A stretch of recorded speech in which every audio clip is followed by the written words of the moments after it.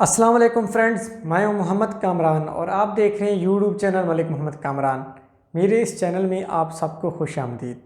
मेरी आज की वीडियो हायर एजुकेशन कमीशन की तरफ से अनाउंस किए गए स्कॉलरशिप के हवाले से होगी। आज की इस वीडियो में मैं बताऊंगा कि वो कौन से स्कॉलरशिप हैं जो HEC पाकिस्तान अनाउंस करता है और वो देता है और उसका क्या लाएहमल होता है। वीडियो की तरफ जाने से पहले तमाम दोस्तों से रिक्वेस्ट है कि जो मेरी वीडियो देख रहे हैं, जिन्होंने मेरा चैनल अभी तक सब्सक्राइब नहीं किया, मेरा चैनल मलिक मोहम्मद कामरान सब्सक्राइब कर लें ताकि आने वाली तमाम वीडियोस आप तक बआसानी पहुंच सकें। तो फ्रेंड्स, बात करते हैं higher education commission of Pakistan की तरफ के बारे में। हर साल डिफरेंट स्कॉलरशिप्स अनाउंस होते हैं higher education commission of Pakistan, जिसको हम HEC कहते हैं। कुछ स्कॉलरशिप ऐसे होते हैं जिनकी फ़ंडिंग हायर एजुकेशन कमीशन ही करता है और कुछ स्कॉलरशिप ऐसे होती हैं जिनकी फ़ंडिंग इंटरनेशनल ऑर्गेनाइजेशंस करती हैं, लेकिन उनकी सिलेक्शन HEC के थ्रू होती है।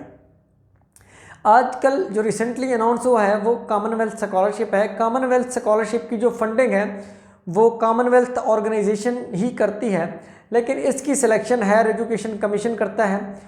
इसको अप्लाई करने के लिए दो चीज़ें बड़ी इंपॉर्टेंट है। एक तो आपको हायर एजुकेशन कमीशन का जो HEC का हैट टेस्ट होता है वो देना पड़ता है।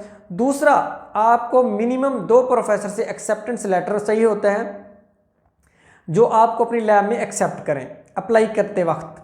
ये आपको करना होता है। जब आप अप्लाई करते हैं, जिस प्रोफेसर का आप बताते हैं कि इस प्रोफेसर से मेरी बात हो चुकी है और वो मुझे एग्री है अपनी लैब में एक्सेप्ट करने के लिए, तो HEC जब आप जो पोर्टल है कॉमनवेल्थ का वो उसको ईमेल करता है। अगर उसने इंडोर्स कर दी तो ठीक है, अदरवाइज आपकी एप्लीकेशन रिजेक्ट समझी जाती है। इसमें जो सबसे बड़ा प्रॉब्लम है, इसमें सीट्स बड़ी कम होती हैं, 7 to 8 सीट्स होती हैं और उसमें कुछ वोमेन का कोटा होता है और जो मेरिट की सीट्स बनती हैं वो 3 से 4 बनती हैं और उसमें मोस्टली वो लोग सेलेक्ट होते हैं जिनका हैट में मैक्सिमम स्कोर हो, 90 लें, 89, डिपेंड अपॉन करता है कि टेस्ट कितना मुश्किल या आसान था।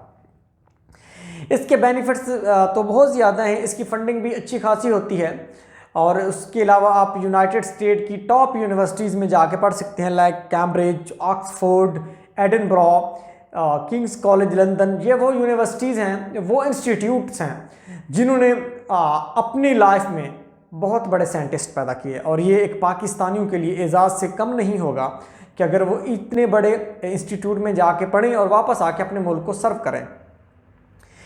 HEC के स्कॉलरशिप में एक बात काबिल ज़िक्र है और उसको मैं बताना ज़रूरी समझता हूँ कि उसमें आपको एग्रीमेंट करना होता है HEC के साथ कि आप इस स्कॉलरशिप से PhD करने के बाद वापस आएंगे और एटलीस्ट 5 ईयर्स आप पाकिस्तान को सर्व करेंगे।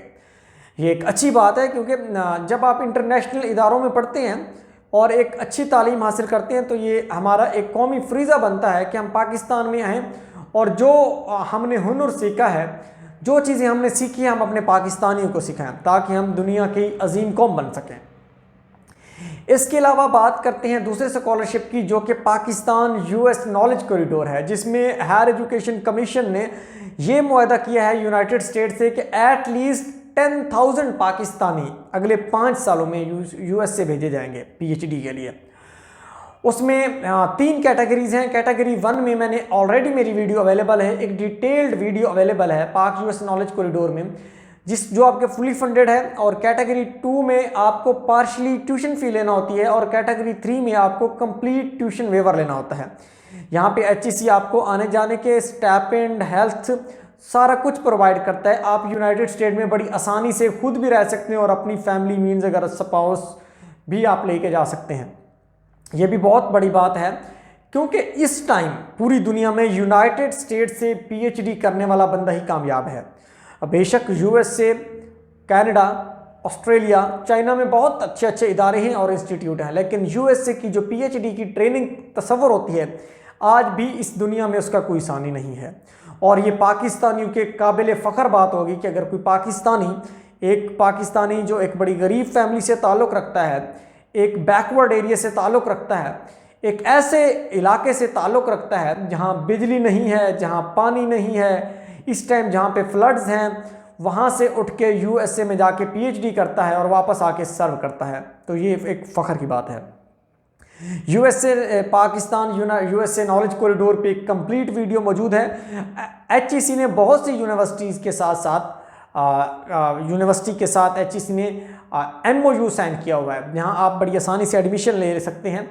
लेकिन HEC के जितने भी स्कॉलरशिप्स होते हैं, एक बात हमें याद रखें और मेरे ख्याल में ये बड़ी अच्छी बात है कि आपको एडमिशन खुद सिक्योर करना होता है। आपको HEC एडमिशन में कोई हेल्प नहीं करता, आपको अवार्ड लेटर दे देता है, उसकी बेस पे आपने एडमिशन सिक्योर करना होता है।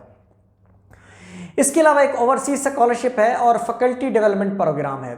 ये इस तरह से है, ओवरसीज की दो कैटेगरीज हैं, एक ओपन है एक बॉन्ड है। बॉन्ड में आप जो है आप एक सिलेक्शन बोर्ड से गुजरते हैं, एक यूनिवर्सिटी में आपको लेक्चरर अपॉइंट किया जाता है जिसमें आपको स्कॉलर का डिजिग्नेशन दिया जाता है और आप PhD करने जाते हैं। वापस आके आप उसी यूनिवर्सिटी को as an assistant professor join करते हैं। फॉर एग्जांपल आप केमिस्ट्री की फील्ड है, मेरा एक दोस्त है उसने केमिस्ट्री में ओवरसीज स्कॉलरशिप पे जर्मनी गया हुआ है और उसकी जो अपॉइंटमेंट ऑलरेडी से हो चुकी है गाजी यूनिवर्सिटी DG खां में एज एन असिस्टेंट प्रोफेसर। जैसे ही वो PhD करके आएगा वो as an assistant professor join कर लेगा। अभी उसको जो ओहदा दिया गया है वो स्कॉलर का ओहदा दिया गया है, इसमें कोई तनख्वाह नहीं मिल रही, लेकिन जैसे ही आएगा उसको BPS 19 पे जो भी उसके होगा वो मिलेगा।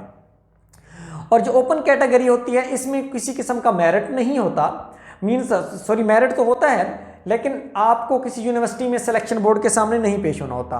तो जैसे ही अगर आप रिक्वायर्ड मेरिट में आती हैं तो HEC आपको कहते हैं जी आप एडमिशन लेटर सिक्योर करें, और एडमिशन लेटर सिक्योर करने के बाद आप HEC को जमा करवाती हैं और देन दूसरे प्रोसेस स्टार्ट हो जाते हैं जिसमें आप HEC के साथ बॉन्ड साइन करते हैं, यूनिवर्सिटी के साथ बॉन्ड साइन करते हैं और आप फिर प्लान करते हैं। जो सबसे और प्रेस्टिजियस स्कॉलरशिप है जो HEC के अंडर नहीं है लेकिन पाकिस्तान में USEFP United state of education in Pakistan जो उसको स्पॉन्सर करता है वो है फुलब्राइट। फुलब्राइट एक के बारे में आप यूँ कह सकते हैं कि मैं अक्सर औकात कहता हूँ फुलब्राइट और पाकिस्तान US नॉलेज कॉरिडोर ऐसे हैं जैसे किसी भी यूनिवर्सिटी में एक डिपार्टमेंट में मॉर्निंग और इवनिंग के बच्चे होते हैं। कोई इतना बड़ा बात नहीं है, कोई इतना बड़ा डिफरेंस नहीं है, लेकिन फुलब्राइट को ये है कि स्टाइपेंड बहुत ज़्यादा देते हैं। फुलब्राइट में फ़ायदा बहुत ज़्यादा है, आपके टैग जो लगता है फुलब्राइट का ये भी बहुत बड़ा है, लेकिन उसमें भी आपको वापस आना होता है, पाकिस्तान को सर्व करना होता है 5 ईयर्स के लिए, और इसके अलावा आपको GRE देना होता है। GRE में आप अच्छा स्कोर करते हैं, देन आप अप्लाई करते हैं, देन एक सिलेक्शन होती है, एक बड़ा कम्पिटेटिव प्रोसेस है। आप ये कह रहे हैं ये एक मिनी CSS है हम उन लोगों के लिए जो PhD करना चाहते हैं, और बट इसके फ़ायदे हैं। तो ये चंद एक स्कॉलरशिप्स हैं जो बड़े इंपॉर्टेंट है। अब हम बात करते हैं हैट की। हैट क्या है? देखें, जो भी HEC का स्कॉलरशिप आता है उसमें हैट का वर्ड यूज़ होता है, ये हैट दिया जाए। हैट एक HEC का टेस्ट है जैसे NTOS होता था, इसमें जो मिनिमम पासिंग स्कोर है वो 60 है और मैक्सिमम आप जितने अवेल करना चाहें कर सकते हैं, लेकिन फिर मेरिट बनता है कि कौन से स्टूडेंट्स का कितने नंबर हैं और देन मेरिट बनाया जाता है।